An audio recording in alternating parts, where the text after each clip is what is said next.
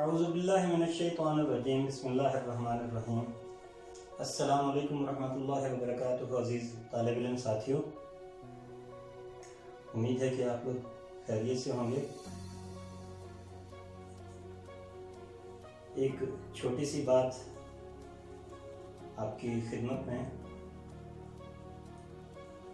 ایک مرتبہ سانپ اور مینڈک آپس میں کہیں بیٹھے ہوئے تھے اور سانپ اپنے زہر کی تعریف کر رہا تھا کہ میرا ڈسا جو ہے وہ پانی بھی نہیں مانگتا۔ تو مینڈک اس کی یہ بات سن کر ہنس پڑا۔ مینڈک نے سانپ سے کہا کہ لوگ تمہارے زہر سے نہیں مرتے بلکہ تمہارے خوف سے مرتے ہیں۔ سانپ اس بات کو نہ مانا، دونوں کے درمیان مقابلہ لگ گیا۔ دونوں نے طے کیا کہ ایک راہگیر کو ڈسنا ہے۔ ایک کو سانپ ڈسے گا، مینڈک سامنے آئے گا، جبکہ دوسرے راہگیر کو مینڈک ڈسے گا، اس کو کاٹے گا اور سانپ سامنے آئے گا۔ نتیجہ خود بخود سامنے آ جائے گا۔ چنانچہ ایسا ہی ہوا۔ ایک رستے میں سانپ نے ایک راہگیر کو ڈس لیا چھپ کر، اور اتنے میں سامنے مینڈک آ گیا۔ اس کے قدموں میں سے پھدک کر جو ہے نا وہ نکل گیا۔ راہگیر نے دیکھا کہ سامنے مینڈک تھا اور اسی نے ہی شاید کاٹا ہے، تو وہ ہلکا سا اپنی پنڈلی پر جو ہے کھجلا کر اور آگے چلتا بنا تسلی سے۔ اس نے یہی سوچا کہ شاید مینڈک نے ایسے ہی کاٹا ہے تو خیر ہے، کوئی بات نہیں۔ وہ آگے چلتا بنا اور تسلی سے جو نا اپنے رستے پر ہو لیا۔ دونوں سے جاتے ہوئے دیکھتے رہے۔ تھوڑی دیر بعد ایک دوسرا راہگیر جو ہے وہ گزرا۔ مینڈک نے چھپ کر جو ہے اس راہگیر کو کاٹ لیا، اور اتنے میں سامنے جو ہے سانپ پھن پھیلائے کھڑا ہو گیا۔ وہ راہگیر سانپ کو اپنے سامنے پھن پھیلائے دیکھ کر وہیں پر خوف سے ہی مر گیا۔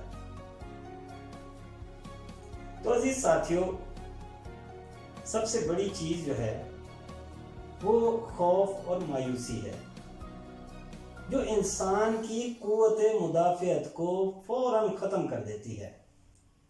کہنے کا مقصد یہ ہے کہ دنیا میں روزانہ ہزاروں افراد مرتے ہیں۔ کسی کو کوئی بیماری ہوتی ہے، کسی کو کوئی بھی مرض نہیں ہوتا، کوئی حادثے کا شکار ہو جاتا ہے۔ تو ہمیں چاہیے کہ ہم اپنی ذات پر اعتماد اور بھروسہ رکھیں، قوت مدافعت کو بڑھائیں، خوف اور مایوسی کو اپنے قریب پھٹکنے نہ دیں، کیونکہ یہی دونوں چیزیں قوت مدافعت کو کمزور کرتی ہیں، اور قوت مدافعت کسی بھی بیماری سے بچاؤ میں بہت اہم کردار ادا کرتی ہے۔ میری دعا ہے کہ اللہ تعالی ہمیں تمام وبائی امراض، خطرناک موذی امراض سے بچائے رکھے اور ہمیں خوف اور مایوسی سے دور رکھے، آمین۔ عزیز ساتھیوں، آپ جانتے ہی ہیں کہ ہمارا ایک سلسلہ چل رہا ہے اردو کے تمام اسباق کو چیدہ چیدہ سمجھنے کا۔ اس حوالے سے ہم نے ہجرت نبی صلی اللہ علیہ وسلم اور حمد نظم کو ہم نے سمجھنے کی کوشش کی تھی۔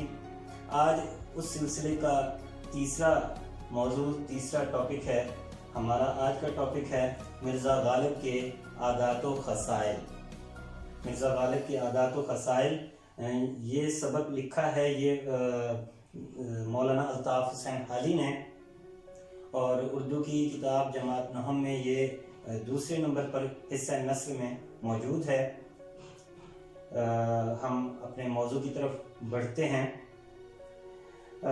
اس میں سب سے پہلے ہم مولانا الطاف حسین حالی کا ایک مختصر سا تعارف سمجھنے کی کوشش کرتے ہیں۔ میں نے اگرچہ اپنے نظم حمد والی ویڈیو میں مولانا الطاف حسین حالی کا تعارف تفصیل سے پیش کرنے کی کوشش کی تھی، تو آپ وہ تعارف بھی دیکھ سکتے ہیں۔ مزید یہ کہ مختصر طور پر ہم یہاں سے بھی سمجھنے کی کوشش کر لیتے ہیں۔ مولانا الطاف حسین حالی دراصل ان کی کئی حیثیتیں ہیں، اور حمد کے حوالے سے ان کی شاعرانہ حیثیت کو موضوع بنایا گیا تھا۔ یہاں پر جو ہے ان کی ادبی خدمات خاص طور پر نثر کے حوالے سے بیان کی جائیں گی، تو میں چاہوں گا کہ اس ویڈیو کو غور سے دیکھیے، سنیے، سمجھیے، اور اگر ابھی تک سبسکرائب نہیں کیا تو سبسکرائب کر لیجئے، تاکہ اردو کے تمام اسباق آپ کو وقتاً فوقتاً ملتے رہیں، سمجھنے میں آسانی ہوگی، تاکہ آپ کو امتحانات کی تیاری میں کسی قسم کی کوئی مشکل درپیش نہ ہو۔ جی، تو مرزا غالب کے عادات و خصائل، یہ سبق لکھا ہے مولانا الطاف حسین حالی نے۔ مولانا الطاف حسین حالی جو ارکان خمسہ کے اہم رکن ہیں اور سر سید احمد خان کے ایک بااعتماد ساتھی بھی ہیں۔ ارکان خمسہ کے حوالے سے ہم بات کر چکے ہیں کہ خمسہ عربی زبان کا لفظ ہے جس کا مطلب ہے 5، یعنی وہ 5 افراد، وہ 5 ارکان جنہوں نے اردو ادب اور خاص طور پر اردو نثر کی ترقی میں بہت زیادہ اہم کردار ادا کیا۔ سر سید احمد خان، مولانا شبلی نعمانی، مولانا محمد حسین آزاد، ڈپٹی نذیر احمد اور مولانا الطاف حسین حالی، یہ 5 افراد ارکان خمسہ میں شمار کیے جاتے ہیں۔ مولانا الطاف حسین حالی کی ہم ادبی خدمات کو موضوع بنانے سے پہلے تھوڑا سا ان کے خاندانی حالات کہ 1837 میں یہ پانی پت میں پیدا ہوئے، اور ان کی یہ 9 سال کے تھے کہ ان کے والد صاحب کی وفات ہو گئی۔ ان کی بہن اور ان کے بھائی نے ان کی پرورش کی۔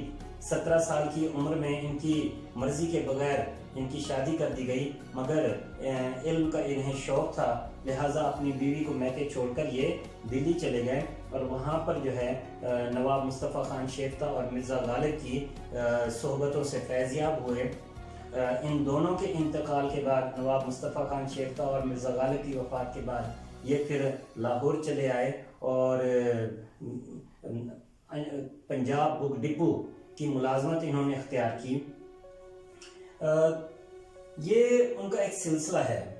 مختصر طور پر ان کے تعارف کے بعد ہم آتے ہیں کہ مولانا الطاف حسین حالی 3 حیثیتوں سے شہرت رکھتے ہیں: حالی بطور شاعر، حالی بطور سوانح نگار، اور مولانا الطاف حسین حالی بطور تنقید نگار۔ بطور شاعر مسدس مد و جزر اسلام انہوں نے لکھی، جدید نظموں کی بنیاد انہوں نے ڈالی مولانا محمد حسین آزاد کے ساتھ مل کر، اور مسلمانوں کی اصلاح کا بیڑا اٹھایا، شاعری کے اصول وضع کیے، اور بہت اہم کردار ادا کیا شاعری کو بہتر کرنے میں۔ مسدس مد و جزر اسلام ان کی بہت مشہور نظم ہے۔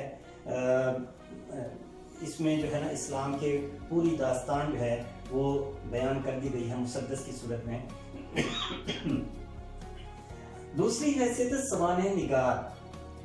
سوانح نگار کی حیثیت، سوانح نگاری کو پہلے سمجھ لیجئے کہ کسی بھی شخصیت کے پیدائش سے لے کر وفات تک کے تمام حالات و واقعات کو لکھ لینا، تحریری صورت میں لے آنا، وہ سوانح عمری کہلاتے ہیں۔ کسی بھی شخصیت کے پیدائش سے لے کر وفات تک کے حالات و واقعات کو تحریری صورت دینا، وہ اس شخصیت کی سوانح عمری کہلاتی ہے۔ سوانح نگار جو ہے کسی بھی شخصیت کے حالات لکھتا ہے، ٹھیک ہے جی۔ تو مولانا الطاف حسین حالی نے جو سوانح عمریاں لکھیں وہ 3 بڑی مشہور ہوئیں: حیات جاوید، سر سید احمد خان کی زندگی پر لکھی گئی کتاب، حیات سعدی، شیخ سعدی شیرازی رحمۃ اللہ علیہ کی زندگی پر لکھی گئی کتاب، اور یادگار غالب، مرزا اسد اللہ خان غالب کی زندگی پر مولانا الطاف حسین حالی نے جو کتاب لکھی وہ یادگار غالب ہے، ٹھیک ٹھیک ہے جی. تو یہ جو ہمارا آج کا موضوع ہے مرزا غالب کے عادات و خصائل، وہ مولانا الطاف سنہالی کی کتاب یادگار غالب سے ہی اخذ کیا گیا ہے. مختصر سا حصہ ہے، اس پر بھی ہم آگے بحث کرتے ہیں، بات کرتے ہیں. حالی بطور تنقید نگار، تنقید نگاری کے حوالے سے انہوں نے اپنے دیوان، شاعری کے دیوان کا جو طویل دیباچہ لکھا، اسے ہی ایک بہترین تنقید سمجھا جاتا ہے. اسے الگ کر کے مقدمہ شعر و شاعری کے نام سے ایک مختصر سی چھوٹی سی کتاب مرتب کی گئی، جس کا نام ہی مقدمہ شعر و شاعری رکھا گیا. یہ وہ کتاب ہے جو شاعری کے اصول و ضوابط وضع کرتی ہے، اور اسی کی بنیاد پر مولانا الطاف سنہالی بطور تنقید نگار شہرت رکھتے ہیں. ٹھیک ہے جی. تو یہ مقدمہ شعر و شاعری الگ کتاب بھی ہے جو ان کے دیوان حالی کا طویل دیباچہ ہے. ٹھیک ہے جی. اسی طرح اگر ہم مولانا الطاف سنہالی کی نثر میں خصوصیات کا جائزہ لیں تو ان کی مختصر طور پر یہی ہے کہ ان کی جو تحریر ہے، نثری تحریر، اس میں ہمیں اعتدال اور توازن نظر آتا ہے.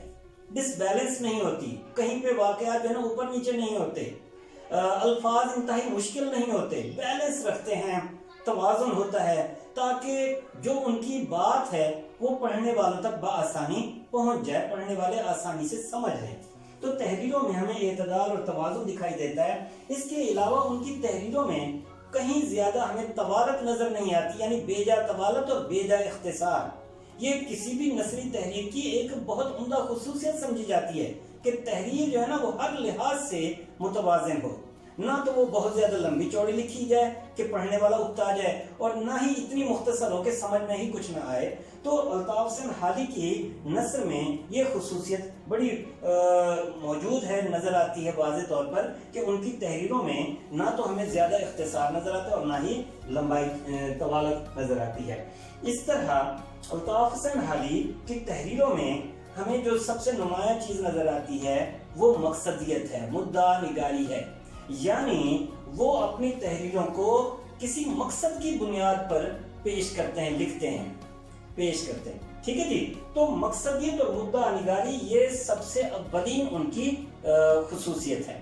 اور ان کی تمام تحریریں، چاہے وہ شاعری ہو یا نثر ہو، اس میں ان دونوں چیزوں میں ہمیں مقصدیت اور مدعا نگاری دکھائی دیتی ہے. ٹھیک ہے جی. تو رشید احمد صدیقی ایک بہت بڑے نقاد بھی ہیں. انہوں نے مولانا الطاف سنہالی کے حوالے سے اپنی جو رائے دی وہ ایک طرح سے مستند سمجھی جاتی ہے. انہوں نے کہا کہ اگر اردو نثر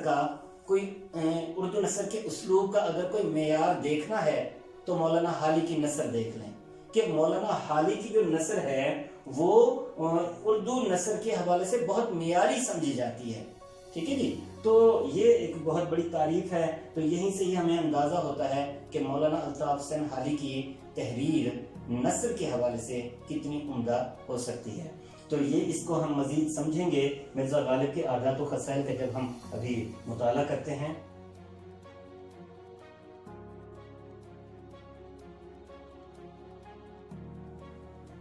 جی عزیز ساتھیو، تو اب ہم آتے ہیں سبق کی تفہیم کی طرف.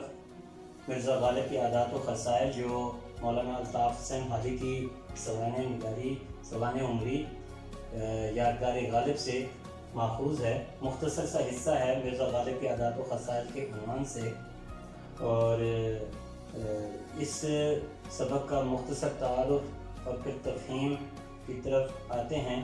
ہم اس سبق کو چند اہم نکات کی مدد سے سمجھنے کی کوشش کرتے ہیں.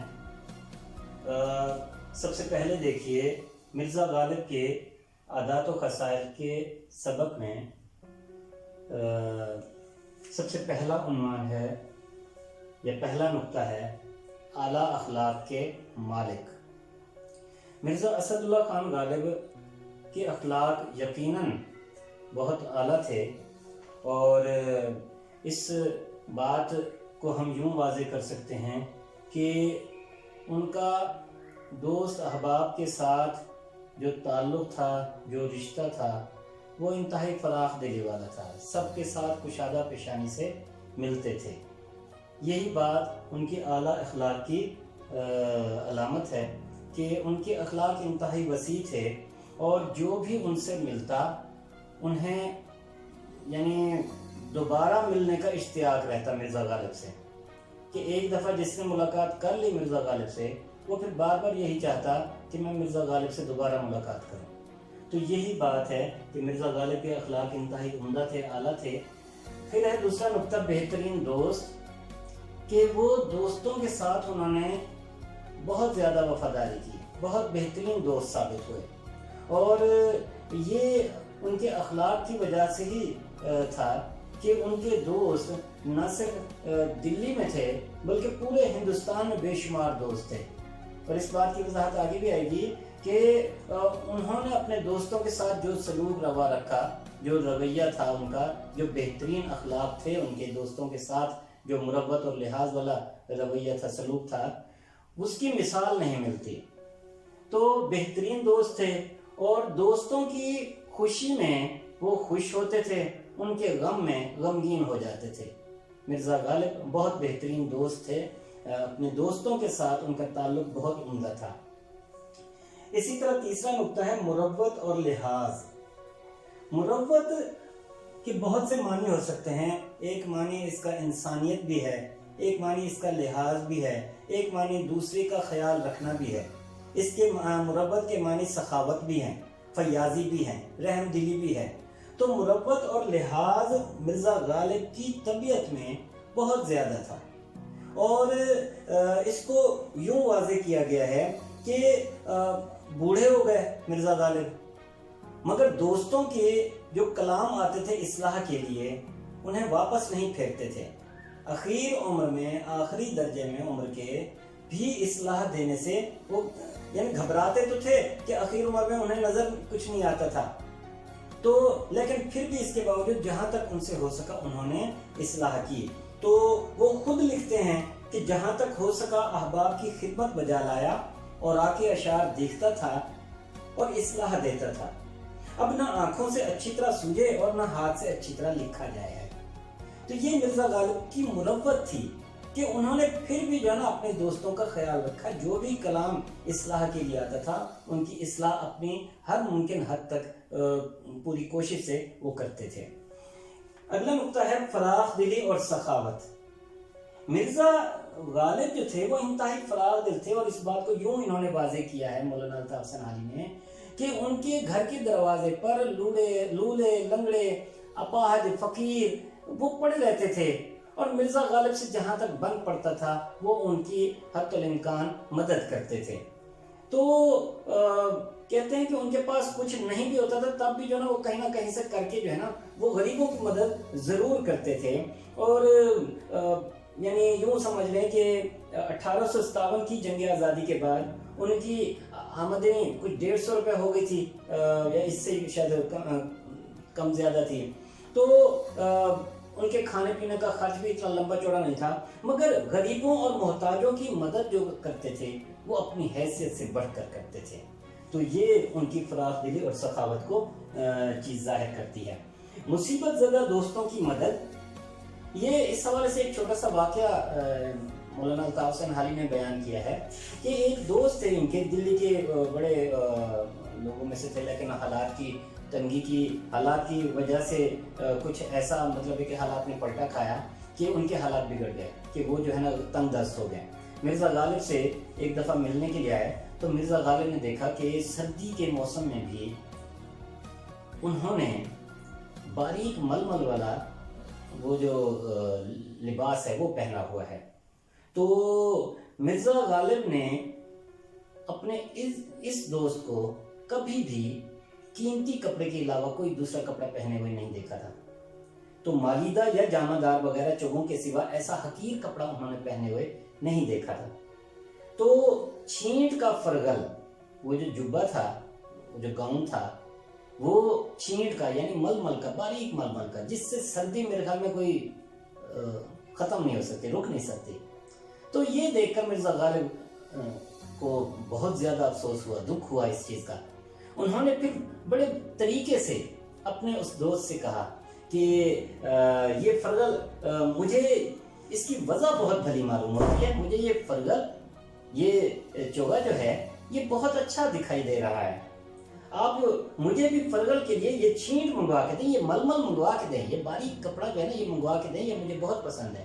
اب یہ دیکھیں کس طرح سے انہوں نے جو ہے نا ان کو ظاہر ہی نہیں ہونے دیا کہ یہ کیا کرنا چاہ رہے ہیں۔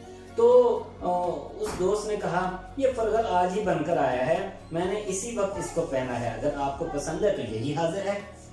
تو مرزا غالب نے کہا کہ جی تو یہی چاہتا ہے کہ اس وقت آپ سے چھین کر پہن لو، مگر جاڑا شدت سے پڑ رہا ہے، یعنی سردی بہت زیادہ شدت سے پڑ رہی ہے، تو آپ یہاں سے مکان تک کیا پہن کر جائیں گے؟ تو پھر ادھر ادھر انہوں نے دیکھا اور کھونٹی پر سے اپنا مالیدے کا نیا چوگا اتارا، پہنا، انہیں پہنایا، اور اس خوبصورتی کے ساتھ وہ چوگا ان کی نظر کیا۔ تو یہ چھوٹا سا واقعہ ہے جس سے ہمیں یہ معلوم ہوتا ہے کہ مرزا غالب اپنے دوستوں کا کس حد تک خیال کیا کرتے تھے، اور خاص طور پر وہ دوست جو مصیبت زدہ ہوں، مصیبت میں پڑ چکے ہوں، ان کی بھی اس طرح سے مدد کرتے کہ ان کو معلوم ہی نہ ہوتا تھا کہ مرزا غالب نے ہماری اس طریقے سے مدد کر دی ہے۔ تو یہ مطلب نقطہ تھا اس سبق کا۔ اسی طرح اگلا نقطہ ہے مزاج میں خوش طبعی، ظرافت۔ اب مزاج میں یہ جو ظرافت تھی، یہ مولانا الطاف حسین حالی نے ان کے حوالے سے لکھا ہے کہ انہیں اگر حیوان ناطق کی بجائے حیوان ظریف کہا جائے تو بجا ہے۔ حیوان ناطق تو عام انسان کو ہی کہتے ہیں، ایسا جانور جس کے منہ میں زبان ہو، عام جانور حیوان ناطق، زبان رکھنے والا، بولنے والا، نطق، ٹھیک ہے جی۔ اور حیوان ظریف یعنی ایسا جانور کہ جس کی مزاج میں اتنی ظرافتوں کو دیکھتے ہی ہنسی یعنی ہنس پڑے انسان۔ تو حیوان ظریف مرزا مولانا الطاف حسین حالی نے مرزا اسد اللہ خان غالب کو کہا ہے کہ انہیں اگر حیوان ناطق کی بجائے حیوان ظریف کہا جائے تو بجا ہے۔ تو یہ ظرافت تھی ان کی کہ ایک چھوٹا سا واقعہ انہوں نے بیان کیا کہ ایک دفعہ رمضان گزر چکا، رمضان کا مہینہ، تو قلعے میں گئے یعنی بہادر شاہ ظفر کی طرف۔ تو بادشاہ نے پوچھا مرزا تم نے کتنے روزے رکھے؟ تو عرض کیا پیر و مرشد ایک نہیں رکھا۔ اب ایک دن نواب مصطفیٰ خان کے مکان، اچھا یہ جو جملہ ہے بادشاہ نے جو سوال کیا مرزا تم نے کتنے روزے رکھے، تو عرض کیا کہ پیر و مرشد ایک نہیں رکھا۔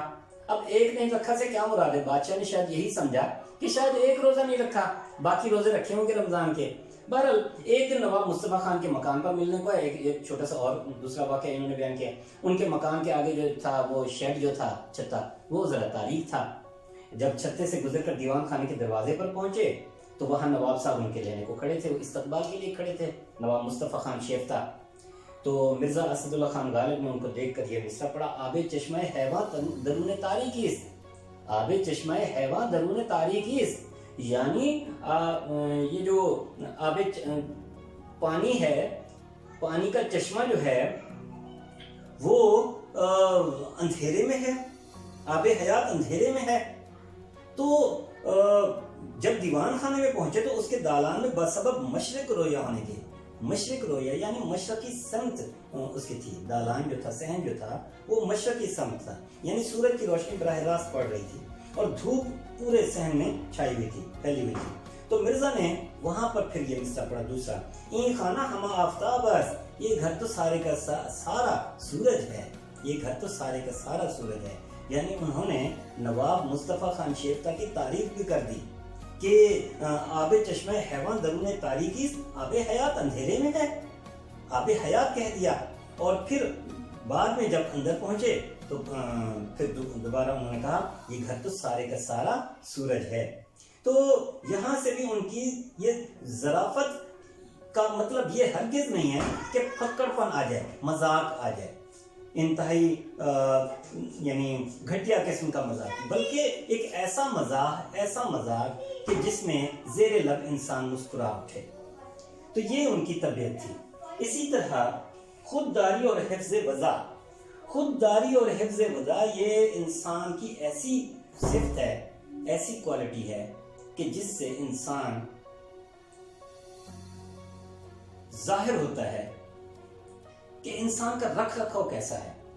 خودداری اور وضعداری، خودداری کی ایک مثال انہوں نے جو پیش کی ہے وہ یہ کہ مرزا اسد اللہ خان غالب کبھی بھی کسی دوست کے ہاں جانا ہو، کہیں پر جانا ہو تو پالکی یا ہوادار کے بغیر نہیں نکلتے. تو اس دور میں یہ رواج تھا پالکی کا کہ پالکی وہ ہوتے تھے جس کو 4 بندے جو ہیں وہ کندھوں پر اٹھا کر جو ہے اس کے اندر ایک بندہ بیٹھ جاتا تھا اور 4 بندے اس کو اپنے کندھوں پر جو ہے نا لے کر آگے بڑھتے تھے.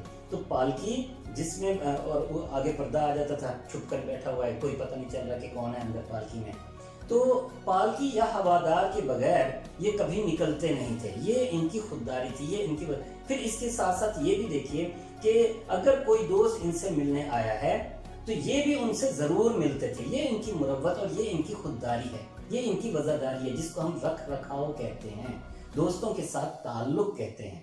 کہ اگر کوئی مجھ سے ملنے کے لیے آیا ہے, وقت نکال کر آیا ہے, تو میں بھی اس کے پاس ضرور جاؤں. تو یہ مرزا اسد اللہ خان غالب کی خودداری اور حفظ وضع کا ایک چھوٹا سا وہ تھا واقعہ یا مثال. تو جیسے انہوں نے یہاں پہ بیان بھی کیا ہے کہ ایک روز جو ہے نا کسی سے مل کر نواب مصطفیٰ خان مرحوم کے مکان پر آئے. تو مولانا الطاف حسین حاجی کہتے ہیں کہ میں بھی اس وقت نواب مصطفیٰ خان شیفتہ کے ہاں موجود تھا. تو نواب صاحب نے کہا آپ مکان سے سیدھے یہیں آئے یا کہیں اور بھی جانا ہوا تھا؟ مرزا غالب سے انہوں نے پوچھا کہ کیا آپ اپنے گھر سے سیدھے یہیں آئے ہیں یا کہیں اور بھی جانا؟ تو مرزا صاحب نے کہا مجھ کو فلاں صاحب کا ایک آنا دینا تھا, اول وہاں گیا تھا, وہاں سے یہاں آیا ہوں تو یہ ملنے کے لیے. تو اسی طرح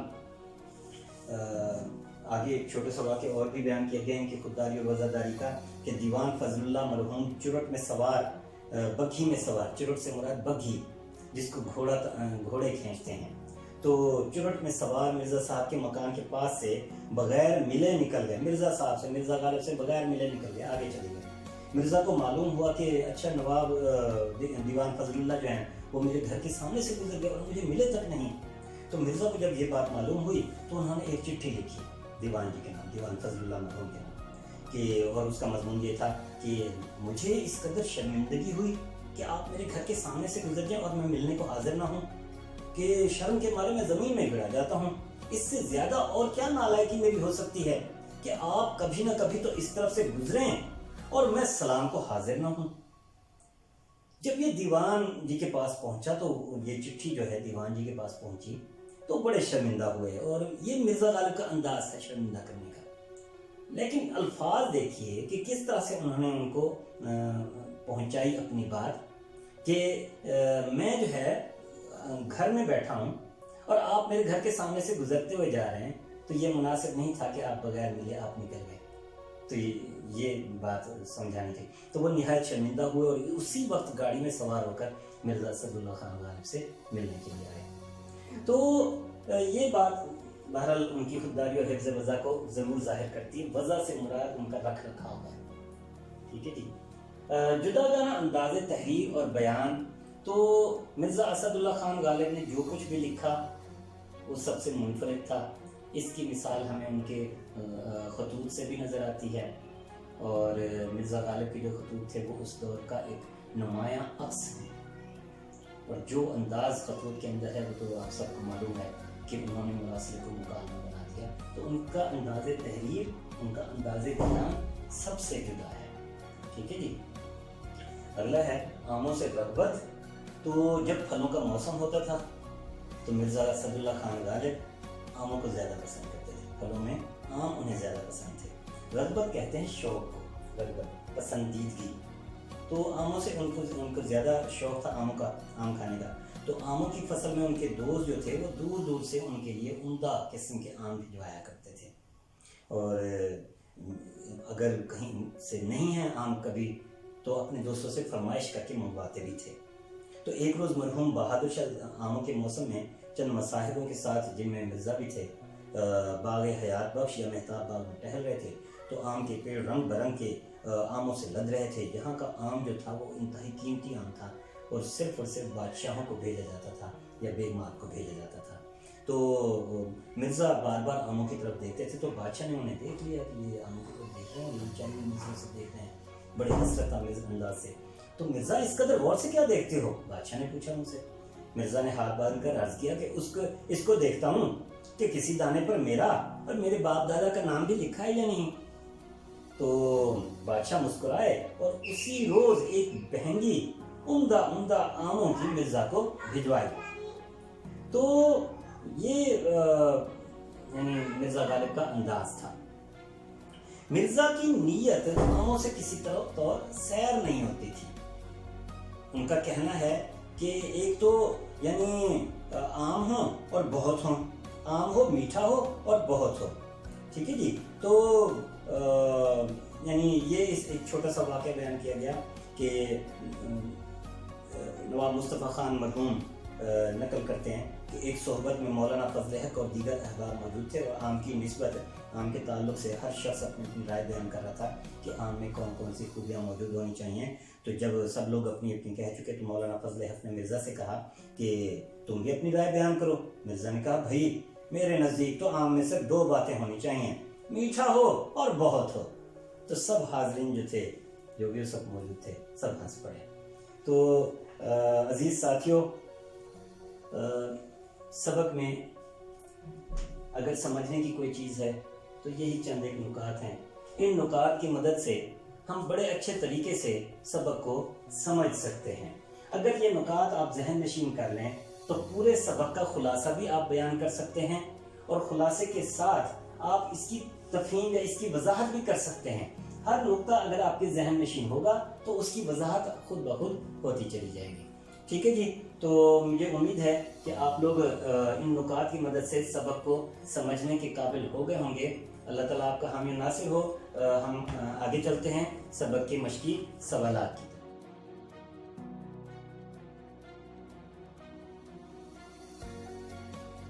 जी अजीज़ साथियों, मशकी सवालात की तरफ हम आते हैं।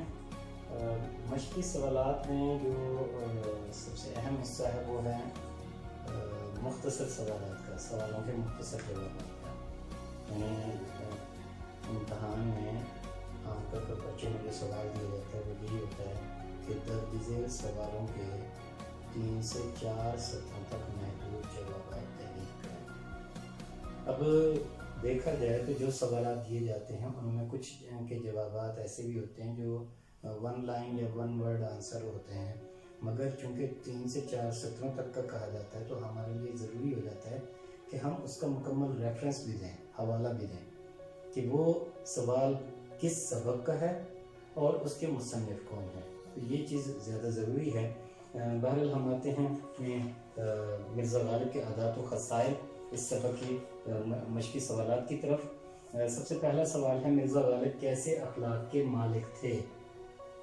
मैं सिर्फ एक ही सवाल से पूरे सवालात का एक तरीक़ेकार समझा देता हूँ कि मिर्ज़ा गालिब, मिसाल के तौर पे ये सवाल अब आ जाता है तो मिर्ज़ा गालिब कैसे अखलाक के मालिक थे।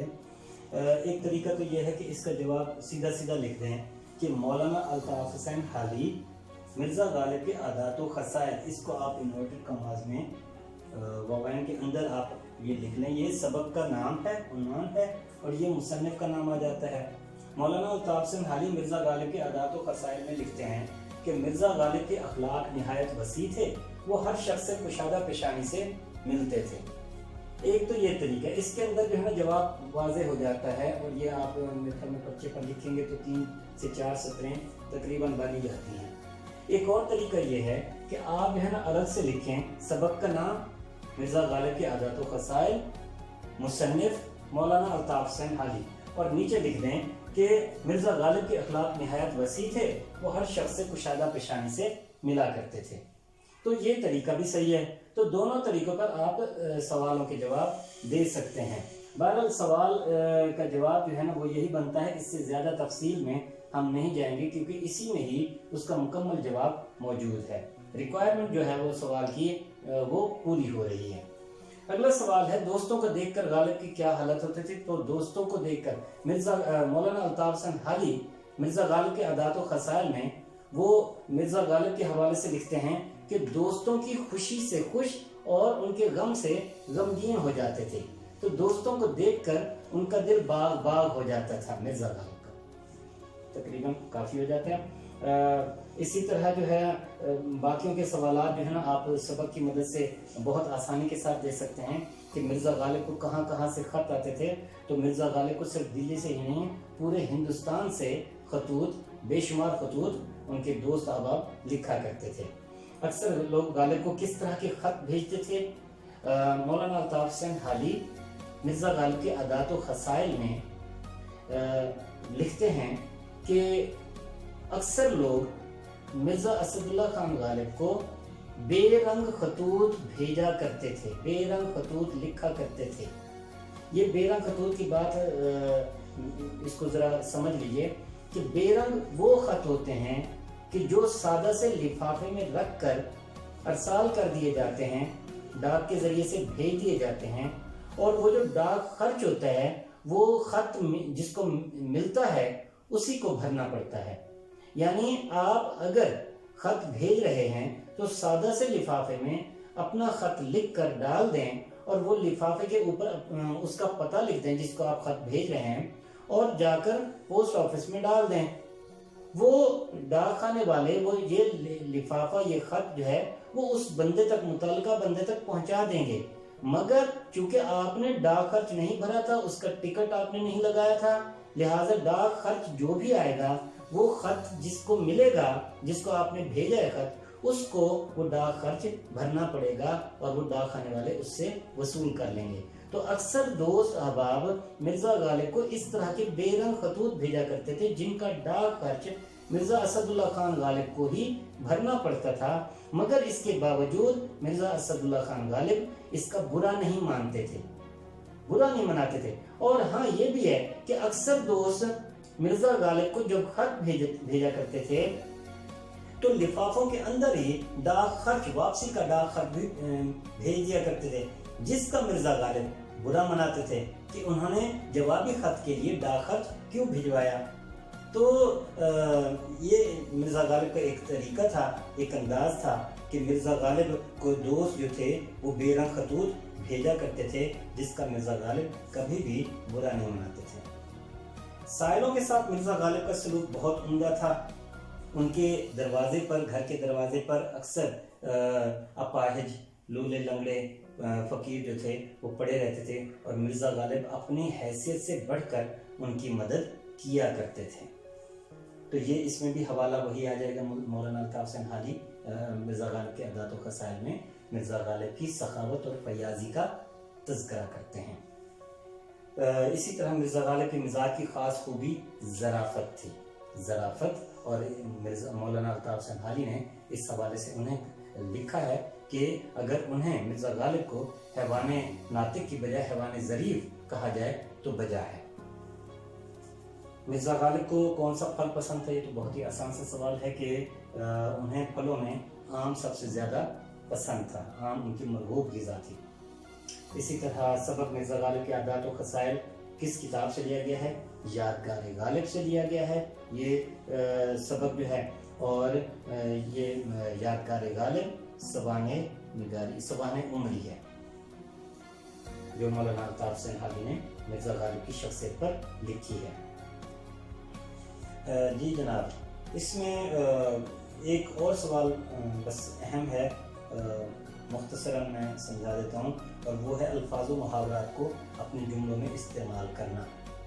الفاظ اور محاورات جب بھی جملوں میں استعمال کیے جاتے ہیں یا جب بھی ان کے جملے بنائے جاتے ہیں، اس میں وجہ بیان کرنا ضروری ہوتا ہے۔ وجہ اور اس محاورے یا لفظ کا مفہوم جو اس جملے کے اندر پیش ہو رہا ہو، یہ چیز ضروری ہے کہ ہم نے جو بھی جملہ بنایا ہے یہ دونوں چیزیں اس کے اندر پیش ہوں، یعنی وجہ بھی اور اس لفظ کا مفہوم بھی۔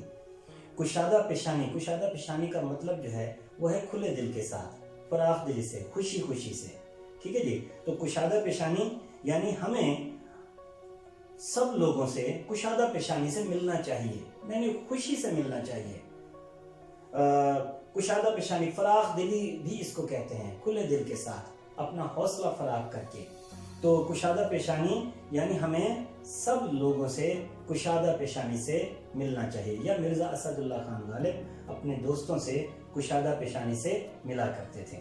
باغ باغ ہونا، خوش ہونا، اپنے بیٹے کا عمدہ نتیجہ دیکھ کر باپ کا دل باغ باغ ہو گیا، یا پھر مرزا غالب اپنے دوستوں کو دیکھ کر باغ باغ ہو جاتے تھے۔ مخلص یعنی میں اپنے دوستوں کے ساتھ مخلص ہوں، سچا ہوں، مخلص سچا۔ میں اپنے دوستوں کے ساتھ مخلص ہوں اور ان کی ہر ممکن مدد کرتا ہوں۔ گردش روزگار، روزگار کا گردش میں آ جانا، حالات کا خراب ہو جانا، یعنی جس طرح ستارے اگر چل رہے ہیں، سموتھلی چل رہے ہیں، تو انسان کے حالات ٹھیک ہیں۔ ستاروں کی چال جو ہی بگڑتی ہے تو انسان کے حالات خراب ہو جاتے ہیں۔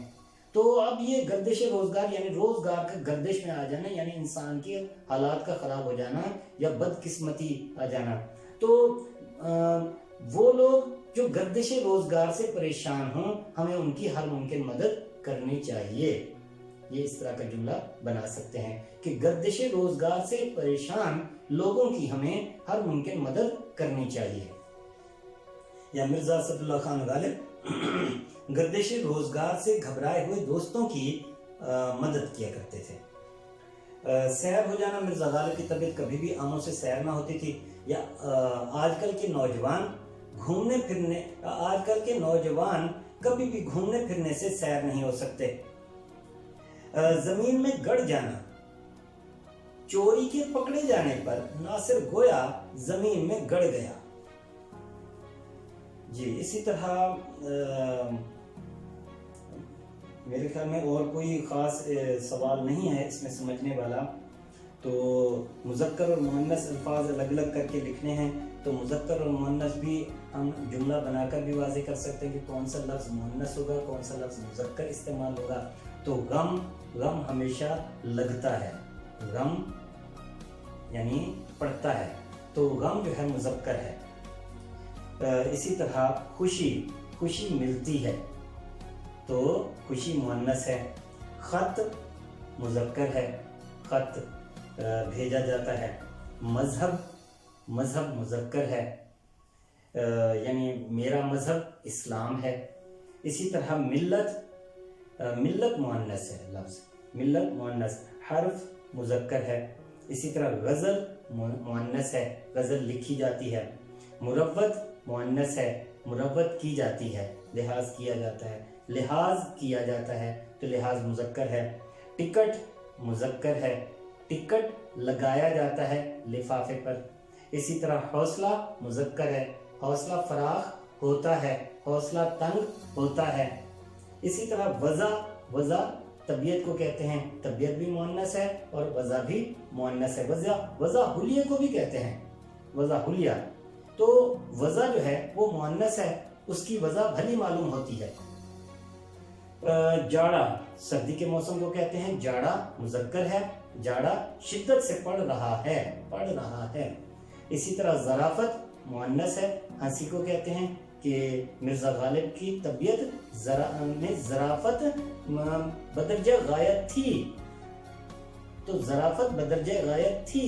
یہ اچھا ایک اور چیز بھی ہے کہ مذکر اور مؤنث جب ہمیں کہا جائے کہ ان کی تذکیر و تانیث کیجئے، یہ جملے بنائیے جس سے واضح ہو سکے کہ یہ لفظ مذکر ہیں یا مؤنث ہیں، تو تذکیر و تانیث کرتے ہوئے بھی ہمیں، جملہ بناتے ہوئے بھی ہمیں اس چیز کا خیال رکھنا ہے کہ جملے کا مفہوم صحیح نکل رہا ہو۔ مثال کے طور پہ ظرافت، مرزا غالب ظرافت والے انسان تھے۔ اب اس جملے میں ظرافت کا لفظ اپنا مفہوم واضح نہیں کر رہا کہ یہ جو ہے مذکر ہے یا مؤنث ہے، تو ظرافت موجود تھی کا لفظ جو ہے وہ واضح کر رہا ہے کہ ظرافت مؤنث ہے۔ اسی طرح غم، اس کو غم لگ گیا، یہ واضح کر رہا ہے کہ غم جو ہے مذکر ہے، لیکن غم میں مبتلا لوگوں کی مدد کرنی چاہیے، تو اس سے واضح نہیں ہو رہا کہ غم جو ہے وہ مذکر ہے یا مؤنث ہے۔ تو یہ بھی ذرا دیکھنا پڑے گا کہ جملہ بناتے ہوئے لفظ کو صحیح معنوں میں استعمال کیا جائے، اس کا جملہ صحیح بنایا جائے تاکہ تذکیر و تانیث مکمل واضح ہو سکے۔ تو یہ سب کچھ تھا سبق مرزا غالب کے عادات و خصائل کے حوالے سے۔